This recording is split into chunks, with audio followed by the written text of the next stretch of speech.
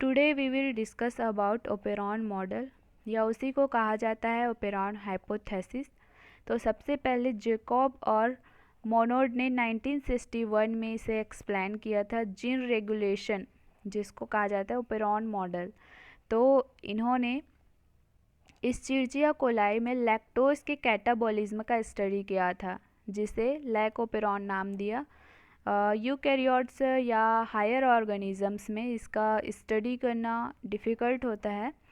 इस Escherichia coli में lactose के कैटाबॉलिज्म का स्टडी करने पर साइंटिस्ट ने ये कंक्लूज़न निकाला कि जो अधिकांश जीन्स है उसका रेगुलेशन ट्रांसक्रिप्शन लेवल पर इंडक्शन या रिप्रेशन के द्वारा स्टडी किया जाता है या ज्ञात किया जाता है। तो ये इंडक्शन और रिप्रेशन क्या होता है, सबसे पहले हम लोग देखेंगे इंडक्शन। तो इंडक्शन द्वारा जीन या जीन्स को एंजाइम्स प्रोड्यूस करने के लिए इंड्यूस किया जाता है, प्रेरित किया जाता है। एंजाइम्स के फॉर्मेशन को इंड्यूस करने वाले सब्सटेंस को ही हम इंड्यूसर कहते हैं, और वे इंड्यूसिबल सिस्टम जो इस प्रकार के एंजाइम्स के सिंथेसिस के लिए रिस्पॉन्सिबल होते हैं उनको हम कहते हैं इंड्यूसिबल सिस्टम। जैसे कि एग्जाम्पल में हम देखते हैं इस चिरचिया कोलाई में बीटा गैलेक्टोसाइडेज एंजाइम लैक्टोज का ग्लूकोज में अपघटन करता है। तो यदि इस चिरचिया कोलाई को किसी ऐसे मीडियम में रखा जाए जिसमें लैक्टोज प्रेजेंट ना हो, तो उसकी सेल्स में बीटा गैलेक्टोसाइडेज एंजाइम का अभाव हो जाता है। फिर जैसे ही मीडियम में लैक्टोज को डाला जाता है तो बीटा गैलेक्टोसाइडेज बनना स्टार्ट हो जाता है। तो बीटा गैलेक्टोसाइडेज एंजाइम का फॉर्मेशन 10,000 गुना बढ़ जाता है, लेकिन मीडियम में लैक्टोज की मात्रा कम होने से एंजाइम की मात्रा पुनः कम हो जाती है। ऐसे जीन्स जिनके कैरेक्टर इस प्रकार से कंट्रोल होते हैं उनको हम बोलते हैं इंड्यूसिबल जीन्स। तो इस चिरचिया कोलाई में एंजाइम्स का सिंथेसिस सबस्ट्रेट के मिलाने से प्रेरित होता है या किया जा सकता है। तो इन्हें इंड्यूसिबल एंजाइम्स कहते हैं। इंडक्शन हमेशा ट्रांसक्रिप्शन लेवल पर कंट्रोल होता है। अब हम देखेंगे रिप्रेशन। तो रिप्रेशन क्या होता है? इस प्रोसेस द्वारा जीन्स की जो एक्टिविटी है उसको रोक दिया जाता है, जिसके फलस्वरूप जो स्पेसिफिक प्रोटीन का सिंथेसिस कम हो जाता है या स्टॉप हो जाती है।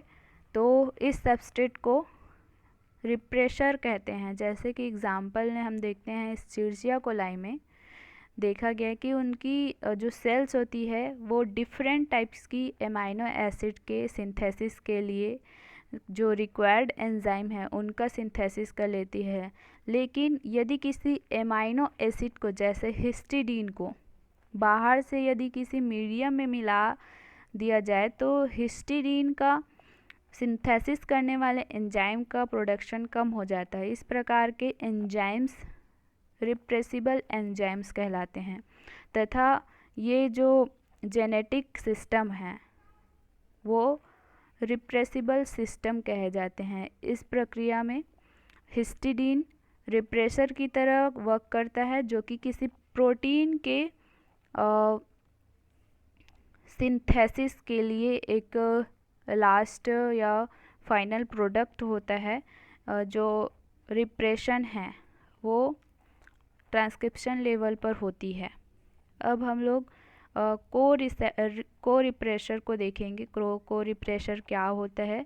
तो रिप्रेशन सिस्टम्स में रेगुलेटर द्वारा प्रोडक्ट जो बनता है प्रोटीन या फिर इनएक्टिव रिप्रेशर होता है, जिसे एपो रिप्रेशर कहा जाता है। जो स्टार्टिंग में होता है एपो रिप्रेशर जो प्रोसेस को स्टार्ट करता है। यह एपो रिप्रेशर को रिप्रेशर के साथ मिलकर एक्टिव हो जाता है। जब एपो रिप्रेशर को रिप्रेशर से मिलेगा तभी ये एक्टिव होगा, नहीं तो ये एक्टिव नहीं होगा, इनएक्टिव फॉर्म में रहेगा। तो जब ये रिप्रेसर एब्सेंट होता है तब इनएक्टिव रिप्रेसर ऑपरेटर जीन में मतलब बाइंड नहीं होगा उसके साथ, क्योंकि ऑपरेटर जीन ब्लॉक नहीं होता है। तो इसमें ट्रांसक्रिप्शन होता है और प्रोटीन सिंथेसिस कंप्लीट हो जाती है। जब को रिप्रेसर प्रेजेंट होता है तब यह एपो रिप्रेसर से मिलकर कॉम्प्लेक्स बनाता है और एपो रिप्रेसर एक्टिव हो जाता है। यह ऑपरेटर से बाइंड होकर उसे स्टॉप कर देता है और प्रोटीन का सिंथेसिस होता है। तो को रिप्रेसर स्ट्रक्चरल जीन के थ्रू प्रोड्यूस किसी भी एक एंजाइम का प्रोडक्ट हो सकता है।